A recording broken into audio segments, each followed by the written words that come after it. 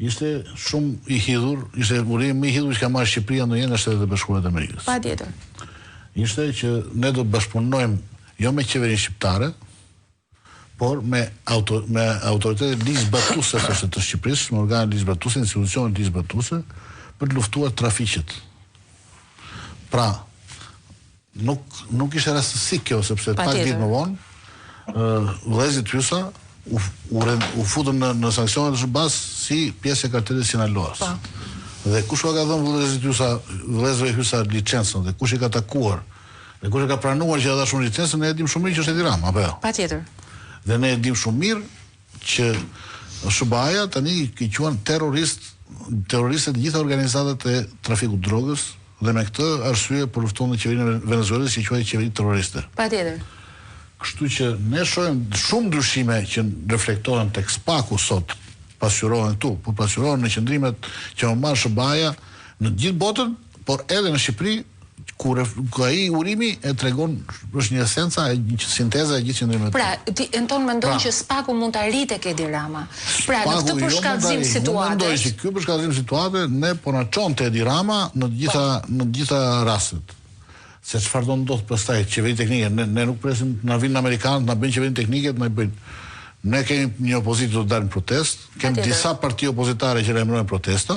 Madje pashë të foton me të ngarkuarën me punët ambasadës. Të Adriatik Lapajt, i cili thotë që duhet bërë një qeveri teknike 1 vjeçare dhe pastaj shkojmë në zgjedhje. Që është një propozim konkret që nuk e di nga i ka dalë, po ndoshta edhe nga vetja. Ndoshta edhe nga vetja. Kemi dhe një opozitë që është kryesorja që në datë 22 fillon protestat pa kthim.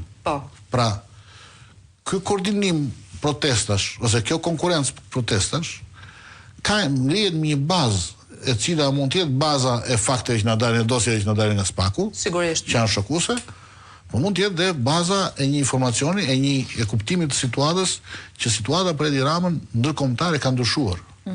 Dhe sigurisht që do një mbështetje nga brenda, që të patjetër, ne për këtë kemi folur vazhdimisht. Që të çojnë rezultatin që pritet. Kështu që mendoj që nuk është më situata e dikushme. Ka diçka që ka ndryshuar që nga tetori e këtej, dhe kjo është fare e qartë sot. Kështu që në mënyrat janë se si është bërë, ka precedent në Shqipëri që janë bërë si janë larguar qeverit me qeveri teknike. Kemi disa çështje dhe disa dosje shumë të nxehta, me të cilat Shtetet e Bashkuara janë shprehur qartësisht kundër kryeministrit ton. Dhe pritet pastaj që se çfarë do ndodh, por duket që jemi në një rrugë të tillë. Me çdi opozita vazhdimisht në mënyrë të vijueshme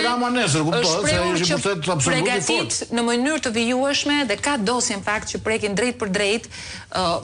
Nuk e di dorëzon janë dorëzuar apo jo, më mbaj mend Adriana Kalaja në studio, po që prek drejt për drejt edhe kryeministrin edhe bashkëshorten e tij, dhe unë nuk e di se çfarë do të bëhet me këtë dosje.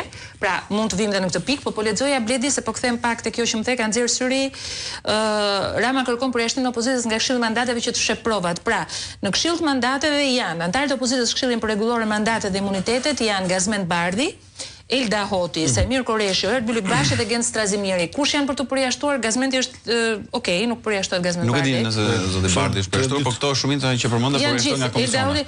Pra, nëse këta përjashtojnë nesër në orën 9, çfarë ndodh pastaj me? Nuk janë në komision. Smritet do të mund të komisioni apo pa opozitë. Atëherë, çfarë meraku ke ditë se do dalin provat?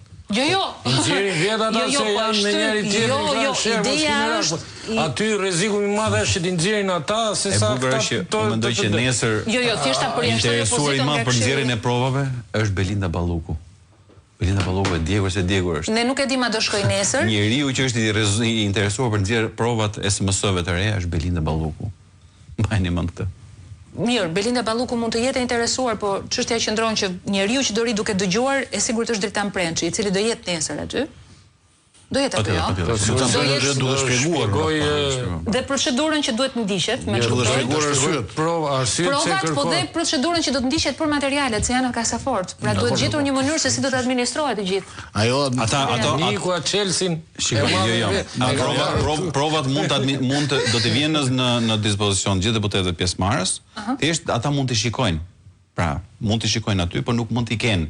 Ky është vendimi që është marrë ata absurd do fare. firmosin deputetët në Marrin deklaratë deklarat. për që nuk do e nxjerrin Që nuk të nxjerrin sekretin. dhe pastaj do i shohim provat. Ne kemi pasur që seanca të tilla janë bërë të hapura.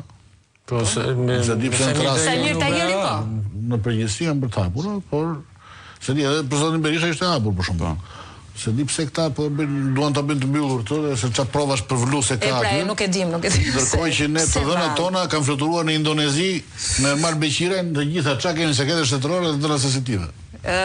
Ju falenderoj shumë që ishit në studio me mua, sepse do duhet të kaloj linjën tashmë në këtë ngjarje për Partinë Demokratike. Bledi, faleminderit.